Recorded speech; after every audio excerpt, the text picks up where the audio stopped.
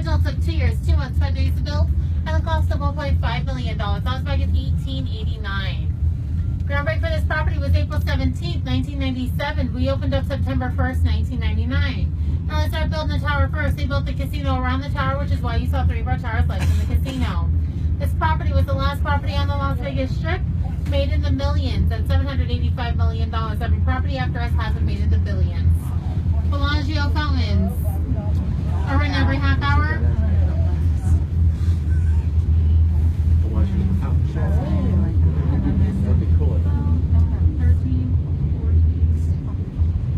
B1 to ET1, I just have 15 ambers to green. Oh my god. 6. I'm so scared. Go on to your right, please. Go on. Good afternoon.